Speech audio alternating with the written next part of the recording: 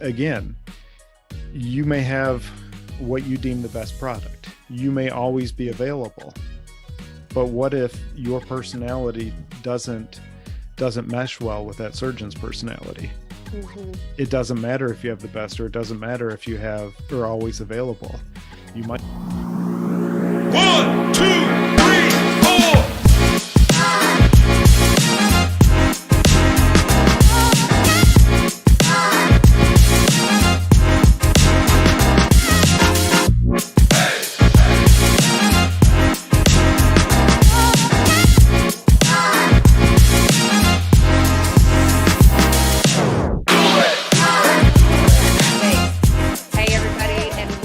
To another episode of today's Medical Sales Leader. I'm Claire Davis, your hostess, and today I have someone with me who truly embodies what modern medical sales and healthcare careers can look like. Welcome, Stu. It's so nice to have you on the show. Thank you very much, Claire. And I don't know if I could say I embody that, but I'll go with it. Okay, go with it. So if you don't know Stu yet, please take a minute right now. We'll wait and make sure you follow him and check out what he's doing over on LinkedIn, because I know in the short time that he and I have gotten to know each other over on LinkedIn, I've learned a ton from him, and you really know what you're talking about. Stu is a 29-year veteran in ortho sales, which is a big deal, and he's successfully navigated something that can hold a lot of us back in our career, whether you're in sales, whether you're a provider, whether you are in any piece of healthcare with proprietary information or technique, and that is a non-compete. So today we're going to talk with Stu about his specialty, which is helping reps to overcome the non-compete and also to establish what your life and career can really look like. Because sometimes it takes somebody else, or it takes looking at somebody else's path to even begin to imagine what that could be like for ourselves. So my first question for you, Stu, really is, what lit the fire under you to start pursuing this as a possibility, the non-cookie cutter traditional sales role? Yeah, well, Claire, I can tell you that from my team's experience, I was with a big orthopedic company in a relatively small geography for 21 years. And every rep in med device understands what's happening. Our average selling prices are decreasing, and that's market forces. I mean, that's not going to reverse. But at the same time, a lot of these companies are decreasing people's commission rates on top of the ASPs going down. So it's a double whammy. And I looked at my teammates at the time about 10 years ago, and we were talking about the market trends, et cetera. And we looked at each other and we said, this is just unsustainable if it keeps going the way it is. And talking with everybody, I mean, we all realize that prices are going to continue to go down to some extent. I don't think we've hit the bottom yet. And truthfully, if I had a crystal ball, who knows how close we are. But I knew that our current model was unsustainable. And ironically, what helped us understand that was, as we were talking about transitioning to some smaller companies, where we'd have a bigger geography, a little bit higher commission rates, we were in negotiation with a rural hospital that we were going to be kind of the sole provider of orthopedic implants. That would be trauma implants, total joint, as well as sports medicine products. And we were down the path, the hospital eventually did it after we left, but we looked at each other and thought that it was about $1 million sales opportunity, which was big for our business. But we were at 9% commission as our whole team. So that's $90,000. We would have had to hire someone else to help us. And by the time you do that, there's limited upside, not only for that future person, but for everyone on the team. And we were a unique team. We were all sharing a percentage of the revenue as it was off that 9% from our territory. But we just looked at each other and said, guys, how are we going to do this? This isn't sustainable, because we're going to get this. We're going to have to hire someone else. If we get another opportunity, hire someone else. And then we are all working significantly harder for just a little bit more at best. Yeah. And, at the core, once that realization occurs, did you sense a demotivation with the team? I mean, what effect did that have on the people involved? I would say for us, it wasn't demotivating, because unlike a lot of teams, we were actually a team that we chose to work together. A lot of these large orthopedic companies are creating these mega teams where your territory's next to theirs, which is next to theirs, all three of you combine, which is very hard to create a true team if you're just thrown together rather than choose to work together. So for us, yes, there was a demotivating side to it, but we took the path of like, look, there's this problem. How are we going to get through it? How are we going to solve it? Because we wanted to continue to work with each other. Yeah. So what did you do? So what we did was we began about a year's process of figuring out, okay, this isn't a long-term fit for us. What is next? So through our relationships that we had with some of our surgeons, we were constantly talking with them about the future of the industry, both our side as well as their side. And, so they were aware of some of the struggles that we were having. And then we just kept talking it through with them about, what the future is, what their aspirations were, what their struggles and frustrations were with some of the big companies. And surgeons are frustrated as well with the way the industry is going. So we took that as an opportunity to find a smaller manufacturer, and then we chose to go with them, and a certain percentage of our customers wanted to go with us. And so that was good, but then that embarked on dealing with non-competes. Right. Which brings us to kind of the core of what I'm really interested in you sharing today, because I think that this holds a lot of folks back. One, I think, and correct me if I'm wrong, but a misunderstanding of the power that a non-compete may or may not have on what we can do. Yeah, I think you're definitely right. I think that there's a lot of people. In fact, I just had a conversation with a guy yesterday about non-competes who he had battled similar things to me. And ultimately, what I have found is your contract, whether your non-compete is enforceable or not enforceable, it is a mechanism that companies or distributors can use to intimidate you and try and manipulate you to stop you from leaving. Got it. Now, I can tell you right now that I am not a lawyer, and everybody has to, first of all, talk with their lawyer about their non-compete, because everybody's situation isn't different. But at its core, what I just said is true. If they have a non-compete, or if you have a non-compete in your contract, it is there for one reason. Should things go the way that your employer doesn't want them to go, if you're talking about leaving, they can use that to intimidate and manipulate you. And that is what, we learned the hard way. And it's something that I don't want anybody to go through. There is a side of it that my employer thought I had breached my contract, and legally speaking, he did have a claim against that, just as I would have had a claim that I believe he breached his contract with us over the stuff that had happened over the years. And ultimately, that's a frustration of our legal system for a lot of people, is that it ends up whoever has more money, whether it be a large manufacturer or a big distributor, they're going to have more money than the people they're fighting. And so they can cause the person to spend tens of thousands of dollars just to try and keep working in the industry. So from what I understand of non-competes, one of the factors can even just be what state you live in.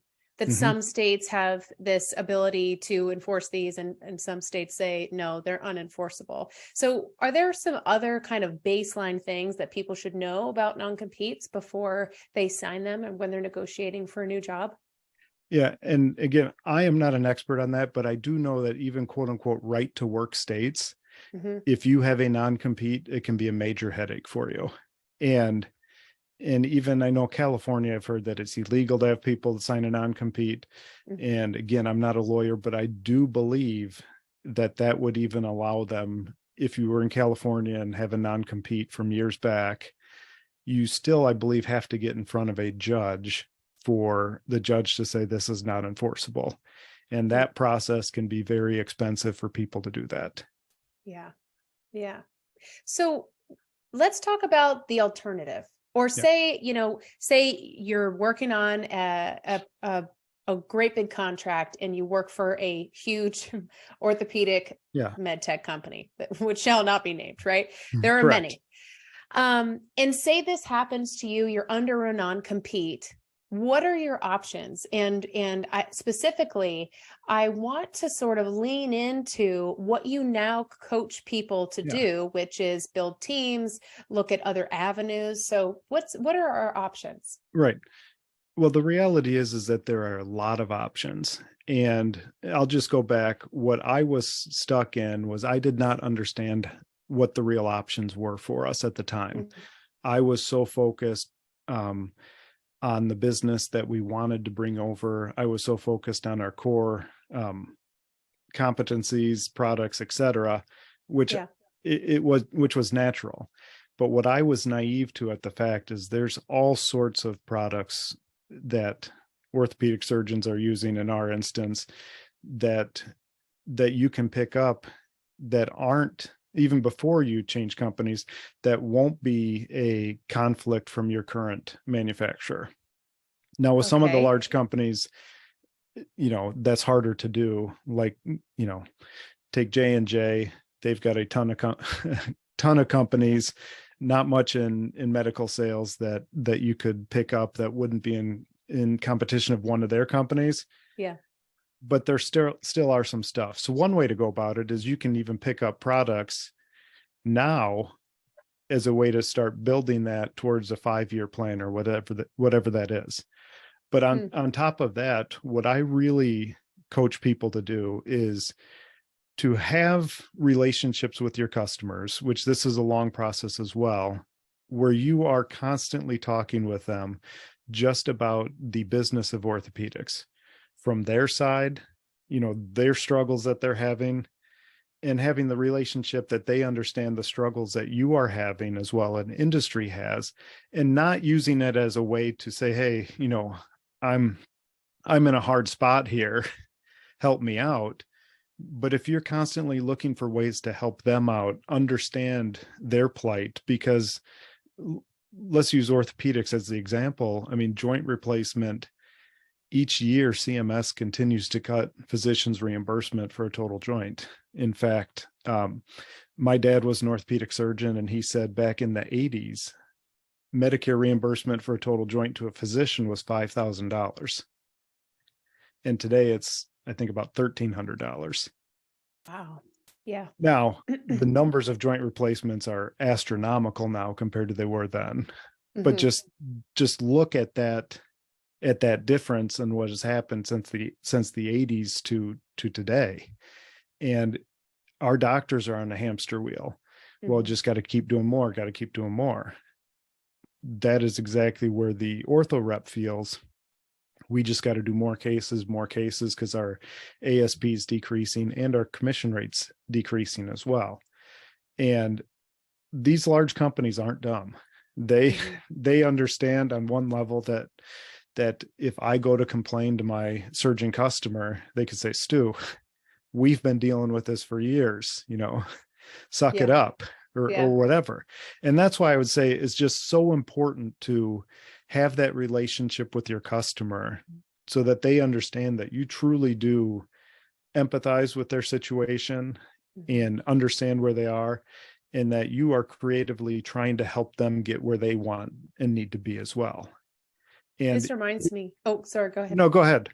This reminds me of a story that I was just speaking with a client, and one thing that I find when we are so, hell bent on selling whatever is in our bag is Mhm. we almost had blinders on. So when you're talking about, continuing that conversation with that physician and understanding all the parts that he or she are dealing with Right. their orthopedic business, it's hard to do that when we're just focusing on, do they need arthroscopic equipment? Do they need, Right. total knee? But when that's possible, that's when those long-term relationships seem to be able to be forged. And a client of mine recently, he was calling on a physician and he already had a product in mind that he was trying to sell, but he did what you're saying. Mhm. And he found out that the reason that the business wasn't growing had nothing to do with his product, but everything to do with the EMR integration, which nobody had time to deal with. So Right. he stepped up to deal with it. And not that that's carrying another product, I guess in a sense it is, but I think if he wasn't able to step back and do what you're sharing, I don't think he would have been able to bring that hospital system aboard, because there was another problem behind the problem that he was able to see. So sorry. The other thing is that building this relationship with them is the thing that we did do correctly, and we did a bunch of things wrong, is we over years forged the relationship where we went and talked with every single one of our surgeons, let them know exactly where things were, because we understood their struggles, as well as, we laid out our struggles, and they were extremely supportive of us. Every single one of our customers was supportive of us doing what we were about to do and what we did do. Now, what I will tell you is that not every single surgeon, followed us, which that's completely fine. And I talk a lot about influence on my LinkedIn posts or videos. And I consider influence when you have the relationship with your customer, that you have the ability to go to them and really talk about anything. You're not worried about them, betraying confidence with someone else. You truly you are influential enough in their life for them to listen and give you unbiased, candid feedback, which that is the key to making these type of decisions. Mm-hmm. Knowing what customers support you, and there are customers that will support you because they like you and want what's best for you. But then there's other customers that will support you in their view of implants or orthopedic products, whatever it is they can look at them and say, like, yes, I like that. I would be willing to help support you in this different way as well. Hmm. And Is it? that's what most reps struggle with, is Hmm. just having those conversations, having the relationship to do that, because most reps are paranoid that if they start doing that, word will get out. And as far as non-competes go, that is not a violation of your non-compete to be talking with your customers about issues that they are having and issues that you are having, and understanding options for the future for everybody. Yeah. Well, I mean, if anything, that just sounds like great relationship building. I mean, at the core, people still want to work with people that they like. So Correct. what better way to identify that than to share and listen, be a good listener for what people really need and what they're really dealing with. So do you suggest also that, reps who are considering maybe this long game with, not necessarily tied to their one specific product or company they're with now, do you suggest that they have a conversation where that's the focus with their physician? Maybe, if they go grab coffee in the break room or something and say, hey, I'm hoping that I can be a support and a partner to you long-term wherever I go. Is that something you coach on? Absolutely. And I think that that is just a continued conversation that you're having over a long, long period of time. And it's showing it not just in your words, but your actions. And Mhm. even from the standpoint, I see reps all the time who a surgeon has a problem, whether it's a revision of a total joint or something, that they are focused on, okay, I have a product that can be used for this, when in fact it may not be the best one for that surgeon to be using. And even the relationship of deferring business to other people, where other people have better products to use for certain instances, that type of thing can go a long way to show your surgeons that you care about them and that you want Mhm. what's best for them, as opposed to, yeah, anytime I go to Stu, he brings me a product that is used for that, even though it may not be the best. Just the Mhm. ability to know what's a good fit for your customers, what isn't a good fit. And I mean, what better way to show them that you respect them and want what's best for them if you don't have the best solution and you say, hey, go talk to that guy, he's Yeah. got a better solution for you. It's funny. I think that a lot of times when we talk about what would surgeons want, for example, Mhm. with their technology, a lot of times the first thing we automatically think of is data and outcomes. And of course, that's important. But I was Mhm. actually speaking to one of our friends who's a heart surgeon the other day, and she said that, yes, of course, these are the kinds of things that I want. I want to make sure that they've got, the trials are solid, the data is solid, that my colleagues have used it and they've had a good experience. But what she did also say was that she has small hands. And while that seems rather insignificant, right, when it comes to a buying decision, for her, it's top of the list. Because as a small statured woman, if she's trying to get in there and clamp something and the clamp is too big for her hand, she's not going Yep. to use it.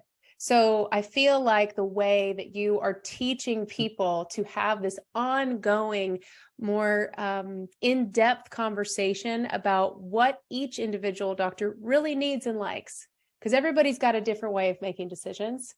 I think Yep. that's really smart. Right. Well, you nailed it there. Everybody has a different way of making decisions. And one thing that I keep bringing up with people is that as professional salespeople, why do a lot of us sell to people completely the opposite way that we like to buy products? And the example that I will give you is, as more and more cases are going from the hospitals to physician-owned ASCs, I made this mistake 2 years ago. I was all excited thinking, okay, if we can just come in at better pricing with very equivalent products, that's going to move the needle, and it's going to move it quickly, because that is a logical thing to think.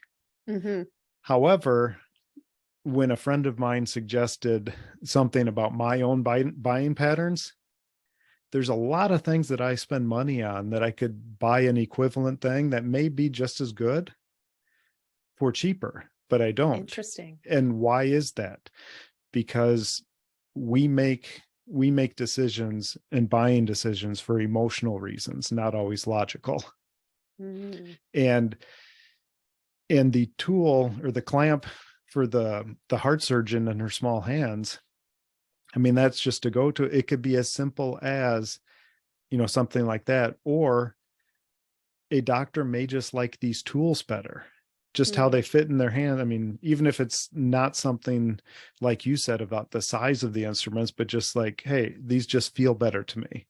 Like, I Yep. guarantee you, mechanics and woodworkers, they prefer certain tools over others, Mm-hmm. even though both work. Yeah. Yeah. It's that's a really great point. It brings up a point I heard a physician making on a podcast yesterday. I have to think about which podcast it was, Med Sales podcast maybe. And he was saying, what's one of your the things that you rely on most when it comes to working with someone in medical sales? And the surgeon said, availability, hands down. So maybe it's when you're comparing two products, it's the product that comes with the rep or the manager who's easier to get a hold of when it breaks or when they're out of one or when a tray needs fixed, right? So there's so many different ways. So, okay, so I'm curious now though, tell us what was that buying behavior that you keyed in on that you make decisions on? I promise to use this information for good only, Right. Stu. Right. You're talking about for me personally, right? Yes. It was pretty silly because if it was soft drinks, Okay. I have to have Coca-Cola. If I'm drinking a Coke, if I'm drinking a cola, it has to be Coke. Okay. And so I would spend $5 for a Coke instead of $1 for a Pepsi. Yeah. It just would. However, the funny thing is I like Dr. Pepper also. And there's a lot of imitation Dr. Peppers out there that I like better than Dr. Pepper that are significantly cheaper. So it's just something like that is like emotionally, I'm very tied to Coca-Cola, but other things, I don't care. I can totally they're similar relate. enough. I can But totally relate. It's completely not a logical reason, right? Yeah. Yeah. And well, I guess it is and it isn't, because really at the end, we're human. And all the human behavioral decision-making principles apply here. So, silly or not, honestly, I think that it's great marketing and branding. Coca-Cola obviously is a giant, and it's because they've really learned how to make a brand something that's tied to a heartstring, right? Someone told me the other day, they said the difference between a product and a product in your home is the product in your home was because it was a brand that you fell in love with. It was just a brand with a product attached. Yes. Yep. I believe it. Right. And I just want to go back to what that surgeon said about, we're human. In all the human behavioral decision-making. Their rep being available is obviously that's important. But I know from experience that that's not always, a certain level of availability, yes. Yeah. But there's a lot of surgeons out there that wouldn't rank nearly as high on their list as what you said. Sure. And those are important things to say because, again, you may have what you deem the best product. You may always be available. But what if your personality doesn't mesh well with that surgeon's personality? It doesn't matter if you have the best, or it doesn't matter if you are always available. You might just be annoying to that person. Because I've been there too. Correct. And these are little things that, the reality is in sales, there's not a formula that if you do A, B, C, and D, you're going to get the sale.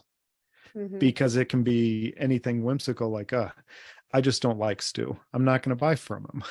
Or Stu's an okay guy, but I don't want to see him every day in the OR. I would rather see someone else. Or those types who will only buy when their colleague is already using. That's something that we ran into a lot in diagnostics, especially in tumor-based technology. Yes. And when we would sell to one thoracic surgeon, it really was the windfall for the rest of the group, because without that one buy-in, the one that they really looked to try new technology, they were going to wait and see and wait and see. Well, I can tell you with orthopedic total joint surgeons is a lot of times, well, if this guy in my group is using it, I'm not going to use it. Oh, interesting. Okay. I'm going to blaze my own trail using this. So yeah, that is correct. Okay. So, we're talking a lot about decision-making, now blazing our own trail. So it makes me start thinking about when you're working in healthcare as a rep, as a manager, a sales professional. How do you start to bring your mind around to this isn't the only way to do business? I don't only have an option to work for a large orthopedic or med tech company as somebody on someone's team. How do you encourage people to start the conversation or the or the dreaming even Mhm. of what else is out there? Well, I can tell you for years, I was a Depew snob. I worked for Depew Synthes, early on. That was my first job. Early on in sales training, I was drinking the Kool-Aid. In fact, I got out of sales training. I was thinking, oh my gosh, with how good these are compared to what I just learned, how bad the other companies are. Uh-huh. I was thinking it's malpractice if you weren't using hips and knees from Stu. Of course. Now, and then this was a gradual thing over time. And then, 4 or 5 years into my career, I sat down with a guy who was doing exactly what we are doing now, but almost 25 years ago, 24 Hmm. years ago. He was representing multiple small companies. And I am embarrassed to say this, but I sat down with him and I was looking at him and saying, poor guy, he's having to rep all of these things, Hmm. where he was just so far ahead of where I think the industry is continuing to gradually go, because he had the ability to, okay, this surgeon likes this, I will start with this company. And if there's things that he doesn't like about it, that's okay. We've got other things that we could bring him if he's open to it. Hmm. And so what I would say is as soon as possible, you need to understand that the products that you have to sell, they may be great products, but within our industry, hip and knee replacement, I mean, there's no way really to prove an implant is better than the other from the standpoint of, if a surgeon uses it and does the procedure for the right reasons, and he's a good surgeon, he's going to get good results. Now, Mhm. there will be things that work better in his hands or her hands compared to another person. But again, that goes back to the tools, those tools feel better to them. But I would say that the quicker that you can understand that what you have is not the best option for everybody, the better. And the quicker that you can understand that, hey, everybody's got good products, the better, because then Mhm. you can detach yourself from, okay, I am Stu that works from Depew, rather than I'm Stu who works for my surgeon. I find Mhm. them solutions that work for them and their patients. Interesting. And where do you, point people to starting this kind of sort of mixed bag carry of products? Do they individually approach larger companies? Is it better to speak with small ones? How does that all work? Yeah. So like today, if someone wants to do this, the large companies are going to say, no, Mhm. you have to sell only ours. I have a dream that someday I'll be able to go to anybody and say, hey, Dr. So-and-so wants to buy through me. Can I have access to your products? Because what we are talking, I mean, we equate it to insurance. You have a Mhm. captive agent and you have insurance brokers, right? Where you have an independent, like my independent insurance guy who I went to high school with. If I called him up, he could and said, hey, I want some life insurance. Tomorrow I'm going to have like 10 different companies, life insurance products that we can go through. Mhm. Whereas if it's, your Allstate or State Farm or those, they're what I would call a captive agent. They Mhm. work for that company, where a broker can work for the customer.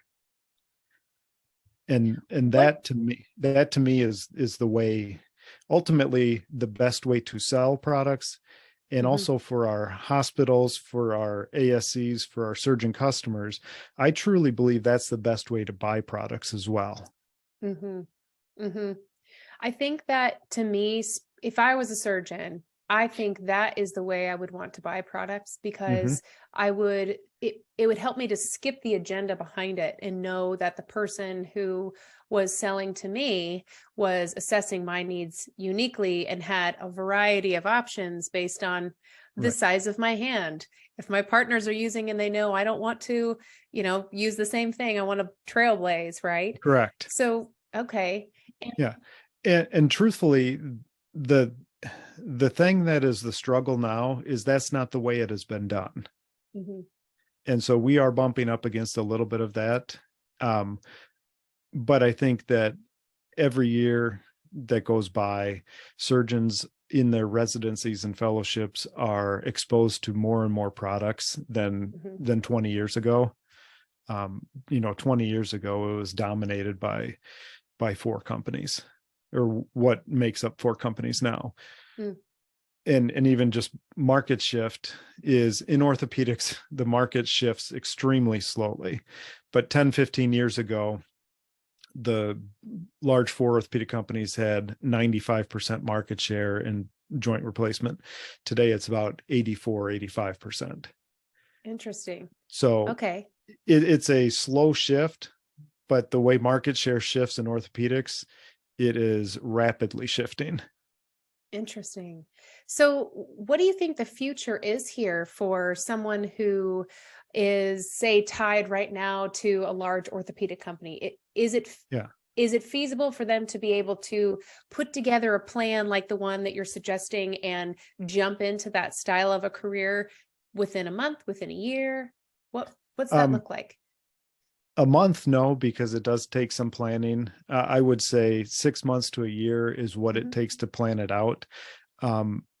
If I had it to do differently, I wish there would have been people out there that could have helped us through, so we wouldn't have to go through the non-compete kind Mm. of struggles that we did.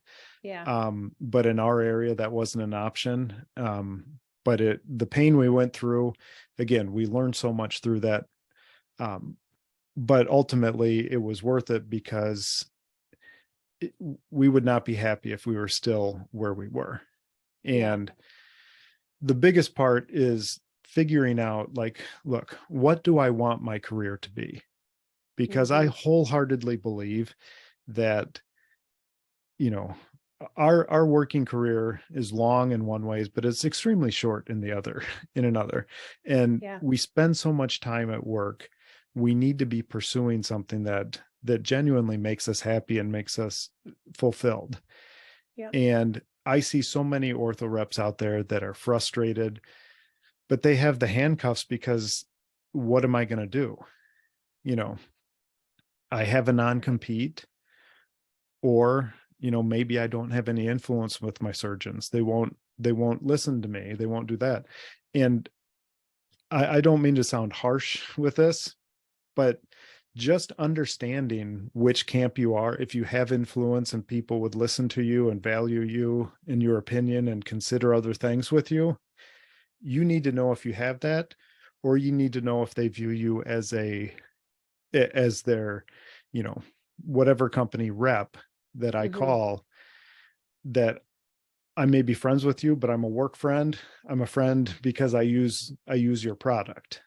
Right. And, Right. you know, it can be a hard thing to handle if you find out that you are just viewed by them as just the rep. But at the Mhm. same time, it's important to understand that, because if you understand that you're viewed as just a rep, you still have the opportunity to, okay, how am I going to reinvent my career from the standpoint of how people perceive me Mhm. by becoming better at what I do?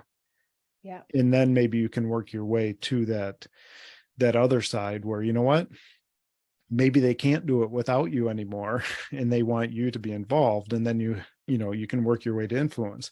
But Yeah. understanding where you are and where you want to go, once you know those two places, you can form a plan to get there. Yeah. I personally feel at this stage in the game that when you do find out that, hey, maybe you're not the one they were ushering into the office Mm-hmm. despite the COVID warnings, right? Maybe Right. you were the one that they were. But if not, if you find out that maybe you don't have that power of influence yet, what an opportunity, because now you know what to work on, or now you know you can identify something that you want to change and then proactively work on it.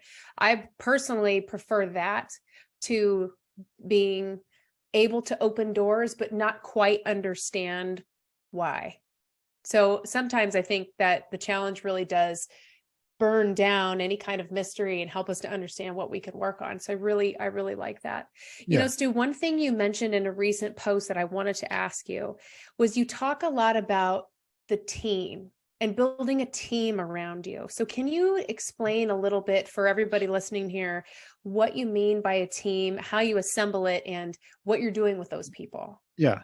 So let's just look at it this way, is what we have done is we have created also a platform where if there is a frustrated rep out there that has some influence that a surgeon would be willing to look at something, we have the ability to help them through their non-compete. Join our organization, don't sign a non-compete. You know, we can help you through your non-compete and your life, you know, after a year, 18 months, whatever that is, will be better than it is now. Then you can also pick up other products to help, you know, round out what it is that you want in your product portfolio and what you want in your geography. Because I can tell you, where I live in Northwest Illinois, I love what I do up here, but the products that I represent for my core surgeons that I've had for a long time aren't necessarily what surgeons would like in the city of Chicago, or aren't necessarily what surgeons would like, you know, in Indiana, or, you know, just go anywhere. And so there are things that we sell and provide our surgeons here that in other areas that we go, we don't, because they're not interested in them.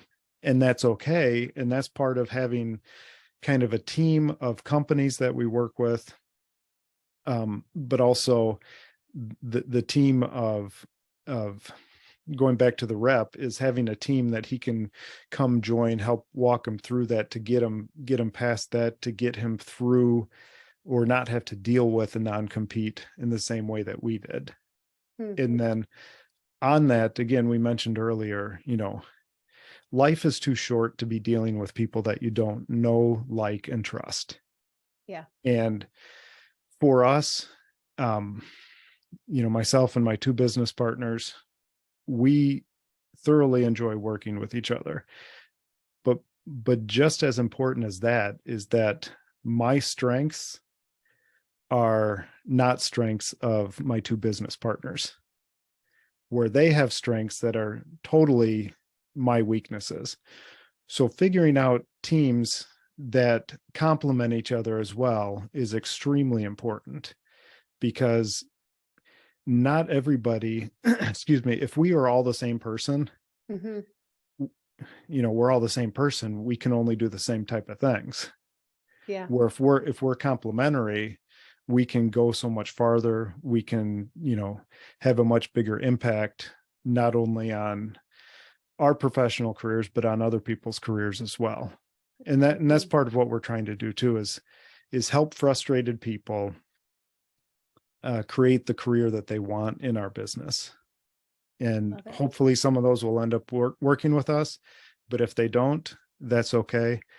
I want to use my life experiences to help them, because you know what, I don't want anybody to go through what I went through. I hear you. Well, I think that it's a special calling that you have to help people figure out what possibilities lay in store for them in their life and career.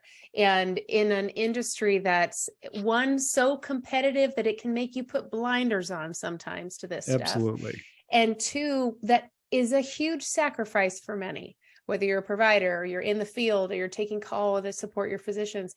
So I love what you all are doing. Well, so can I add one more thing here? Yes. I just got back from AUKUS, and I was with a surgeon there and another rep that I'd known a long time. And I've had this conversation with several people lately. And I made the observation to them. I said, we come to industry meetings like this, and our surgeons are all learning from each other. They are collaborating. They are learning best practices. They're learning, the ways to deal economically with their insurance providers, with CMS. They're just learning new techniques. They're sharing all of this with each other. And if you think about it, they are all technically competitors with each other. Mm-hmm. But yet Sure. they are open and free and sharing this, collaborating with each other. And I said, look at industry. We don't collaborate anything. And I think that is part of the thing that I am learning more and more and more, is that I do think the future of it on the industry side is collaboration with other people as well.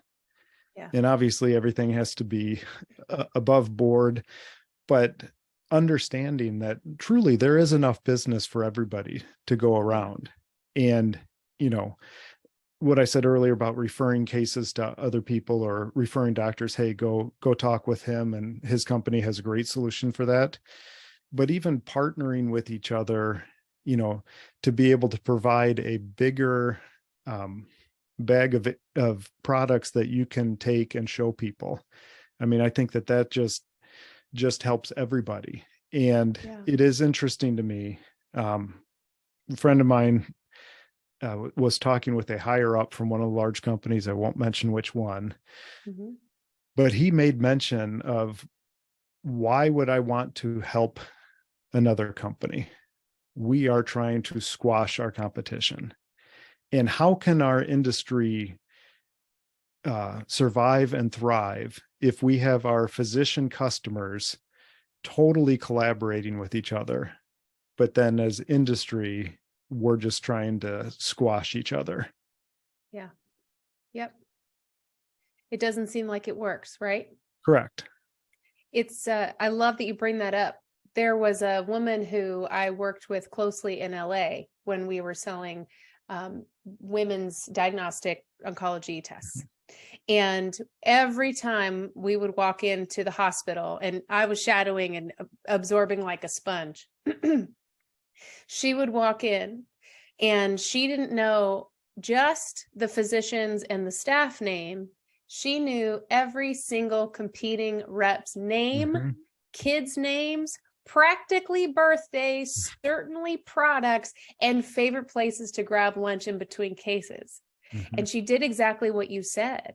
She sent cases to the competitor when appropriate, right? She made friends with those people. And that kind of art of detachment and collaboration is so critical. She was incredibly successful wherever she went. And in her case, I know just one of the reasons she was is because you never know who you're going to work for and with in the future. So if the rising tide lifts all ships, and you're the one creating this momentum of support and help and promotion for people all over the place, it's reciprocal in nature. And anyway, she's off doing amazing things again, but I never forgot it, because when I came in and training told me in an earlier position, you see pamphlets from our competitors, go ahead and just tip those in the garbage can. That wasn't her way at all. She taught me to place them back on the desk and put them in front of ours, and make everything look great. Because at the end, if we really think about what is the whole point of this, why are we even in this industry? It's because eventually it's going to be our friend or our family member or our mother or ourselves on the table. And so why would we operate in any other way than trying to do it the very best and support other people also trying to do their very best? So I think that collaboration idea is absolutely untapped and brilliant. Right. 100% agree with that. And ultimately, what better way to gain the respect of our potential customers if we can speak well of other products? Because we all know salespeople who just pound their product without understanding the good things about other products. Yeah. And just, I think the earning the respect from them and being able to talk openly and say, look, they've got great products or whatever it is, and speak intelligently towards that about it, and understand that it's not malpractice if they're not using your products. Yep. It's all right. You're not the only one. Correct. It's like, it's like it's like anything. If you want to build trust, authenticity, honesty, it can be felt and it's trusted. So I really like that. So if someone is as lit up about what you're doing as I am, Stu, where do they find out more and how do they connect with you? I would say that the best way to do it is to just search Stu Brandon in LinkedIn and DM me. We do have www.repfreedom.com. You can go there and click a link, but I would say the quickest way to get to me is DM me on LinkedIn. Awesome. Thank you so much. Thank you for everything you shared today. And for everybody listening, thank you for tuning in. If you are interested in that kind of freedom with your career and your life, do yourself a favor and connect with Stu today and go check out what he's doing on LinkedIn. But until next time, thank you so much for joining us on today's Medical Sales Leader, and we'll see you next time with more modern tips.